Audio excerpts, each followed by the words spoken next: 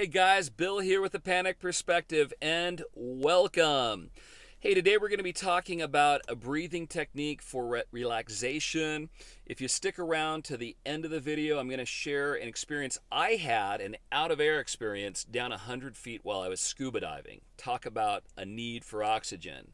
So, we've all heard that you can go 40 days without food, roughly. You can only go 3 days without water, but your body can only survive, your mind, your brain can only survive for 3 minutes without oxygen. And the very first thing that starts to happen when you have anxiety or stress rising in your body, rising in your mind, is you stop breathing in the same cadence and with the same depth that you breathe when you're at rest. We've experienced the breathing gets shallow, it gets short, we start to hold our breath. And the worst thing is that all of that happens automatically and oftentimes without us even realizing it. We just start to feel that something is different, something is off. Well, half of that has to do with the fact that we're not getting oxygen to our body, we're not getting oxygen to our brain. And so this tool, like all other tools, is going to be an important tool for you to practice. It's like building a skill. It's called the 4-7-8 breathing technique. And what you're going to be doing is you're going to breathe in through your nose only for 4 seconds. You're going to hold that breath for 7 seconds, and then you're going to exhale only through your mouth for 8 seconds, making a whooshing sound. I'm going to go ahead and demonstrate, and I'm going to give you a finger count on this too.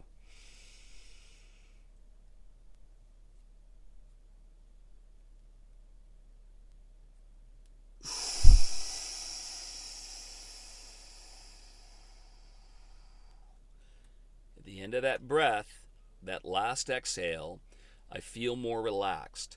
Now what's most important are the ratios. And so if you try the 4-7-8 and it's just a little bit too much time, then you can cut those numbers in half and you can do 2 seconds on the inhale, 3.5 seconds on the hold, and 4 seconds on the exhale. I'd recommend trying this the very first time at home in a comfortable position, because the first few times that you try this, it can cause a little bit of dizziness, possibly. I'd recommend practicing this as a skill before you need it. Remember, once you need it and your anxiety is rising, that's the last time that you want to try on a new pair of sneakers. That's the last time you want to try a brand new skill. So practice this daily, 2 times a day, and you're going to want to do 4 total breaths. So what I demonstrated was 1 cycle. You're going to want to do 4 of those, 4 total breaths. So thank you for sticking around to the story time. So this experience was about 15 years ago. It was a scuba dive that I went on an adventure where we were diving off the coast of San Diego. There's a battleship that sits in about 100 feet of water. So we take a boat out to the site and we gear up, we drop down, and if you've ever been scuba diving, the deeper you go, the more compressed you are. Everything becomes more labored. Even a difference of 10 feet can make a huge difference in terms of the compression that you're feeling. And your breathing goes from what feels like a normal scuba breath to a very labored sort of breath. You can feel it. It's really loud. The sound of breath becomes very loud, which reminds you this is very important. Keep breathing. So we drop down and we're sitting, hovering just above this battleship. And as I'm looking out, the visibility is great. I can't see the entire battleship, but I can see about 35 feet of this battleship. And it's nighttime. And there's not a lot of light that gets through at 100 feet. So we're shining our lights across this ship. And the ship is sitting at this angle.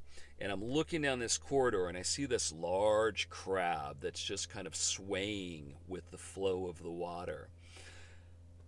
I remember to check my air. I look at my computer and it says I have 2 minutes of air left. Talk about feeling anxious. Talk about feeling like you're going to be suffering from a lack of breathing and oxygen. So I show my instructor, and he hands me a pony keg, which is an extra canister of air, and tells me to immediately ascend. All of this is done via hand gestures. He tells me and my partner, me and my buddy, to buddy up, swim, and ascend. And I know that I've also got this safety stop that I have to do for decompression.